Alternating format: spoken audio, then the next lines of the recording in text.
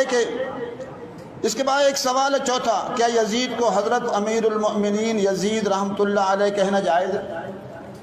तो मेरी इस बारे में जो राय है और इस्तिखारे के बाद राय है कि हमें मुहतात अंदाज में एक दो अल्फाज ज़रूर कहने चाहिए। वो लफ्ज़ आप और ज़्यादा नहीं तो कम अज़ कम इतना कहना चाहिए कि हज़रत यजीद रहमतुल्लाह अलैह, हज़रत यजीद रहमतुल्लाह अलैह कहना चाहिए। मेरे वालिद साहब हज़रत मौलाना मोहम्मद अब्दुल्ला शहीद रहमतुल्लाह अलैह की भी थी बात, तो इसको अमीरुल मोमिनीन का भी लफ्ज़ कहते हैं, चलो उस हद तक ना सही, लेकिन कम अज़ कम इतना कहना चाहिए कि हज़रत यजीद रहमतुल्लाह अलैह। और उसकी वजह एक और भी है कि असल में शीयत की सारी जो बुनियाद है सहाबा किराम पर सब व शितम की, वो क्या है? वो सहाबा किराम पर सब व शितम की बुनियाद यहाँ से रखते हैं क्या कि यजीद के करबनाक वाक़या करबला हुआ, वो कहते जी हुआ, तो यजीद फिर लानती है। हम लोग भी अदल से हट जाते हैं, कहते हैं यहाँ लानती है, फासिक फाजिर था। जब वो फासिक फाजिर लानती था तो सहाबा किराम उनके हाथ पर बैत क्यों नहीं हुए, बैत तोड़ी क्यों नहीं? अब हम उसके जवाब हमारे पास नहीं होता, अब हम दाएं बाएं की बात करते हैं। इसलिए हमें अदल इंसाफ से काम लेना चाहिए। किसी की मोहब्बत में या किसी की दुश्मनी में अदल इंसाफ से आगे जो है दाएं बाएं नहीं होना चाहिए। रज़ी अल्लाह तआला अन्हु की अज़मतें इतनी ज़्यादा हैं कि मुझ जैसे करोड़ों अब्दुल अजीज़ उनकी पाँव की खाक नहीं हो सकते। अगर मुकाबला आएगा हज़रत हुसैन रज़ी अल्लाह तआला अन्हु और हज़रत यजीद रहमतुल्लाह अलैह का, तो हम हज़रत हुसैन रज़ी अल्लाह तआला अन्हु को उनसे लाखों करोड़ों अरबों दर्जा आला और अरफा समझते हैं। लेकिन बात की जाएगी तो अदल इंसाफ की जाएगी। किसी की दुश्मनी से भी अदल इंसाफ छोड़ना सही नहीं, और किसी की मोहब्बत में अदल इंसाफ छोड़ना। बात कहते हैं देखिए जी हज़रत हुसैन का रज़ी अल्लाह तआला अन्हु की अज़मतें कहाँ और हज़रत यजीद रहमतुल्लाह अलैह कहाँ उनके मुकाबले में? तो हमने कहा बिल्कुल सही, लेकिन इसका ये मतलब तो नहीं है कि किसी का दर्जा असीम है तो उसकी वजह से हम बात। तो ये लोग हमारे एजेंट बनेंगे, कैसे बनेंगे?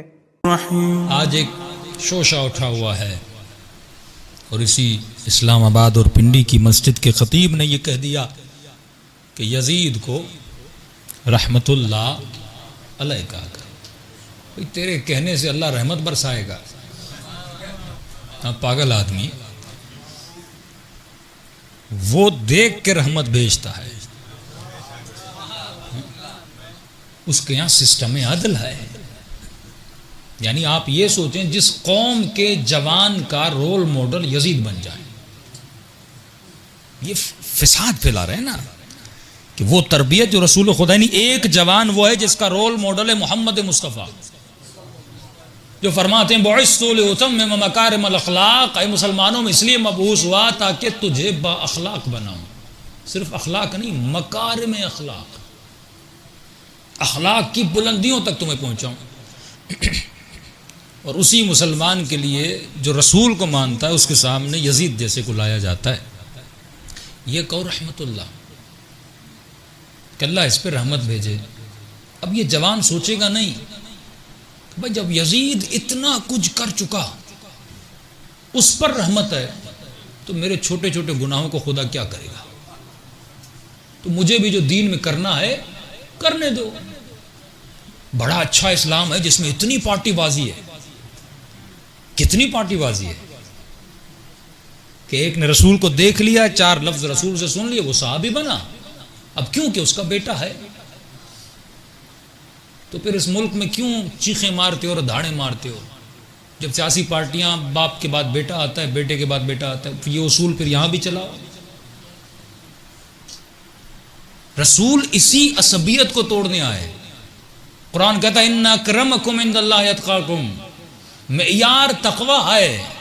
लेकिन जब इंसान तासुब पे उतर आता है, जब ये सोचता है कि मेरा रिज्क खुदा नहीं दे रहा, सऊदिया दे रहा है, जब ये अपने रिज्क का मालिक बंदों को समझता है तो बंदों की तारीफ करता है, खुदा की तारीफ नहीं करता। इसकी का रीज़न है, इसकी वजह है। इसकी वजह यह है क्यों ये जानते हैं कि अगर लानत यजीद पे भेजी जाएगी तो अहले सुन्नत का एक सबसे बड़ा असल और बुनियाद जो मैंने कहा वो है अदालत साहबा, तो वो असल इनका ख़राब हो जाएगा। क्योंकि जब पूरा अहले सुन्नत का मुआशरा यजीद पे लानत भेजेगा तो ये बच्चा बाप से पूछेगा, बाबा ऐसे को बनाया किसने था, ऐसे खबीज को बिठाया किसने था? तो सामने जवाब आएगा कि फलां ने बिठाया था। तो क्या कहेगा, मुझे पता है कि यजीद कैसा था, क्या बाप अपने बच्चे को जानता नहीं था? और इस घर में बच्चे की ऐसी तरबियत हुई कैसी? अली भी तो बच्चे पाल रहे हैं, लेकिन अली के घर से हसन निकल रहा है, हुसैन निकल रहा है, हाँ?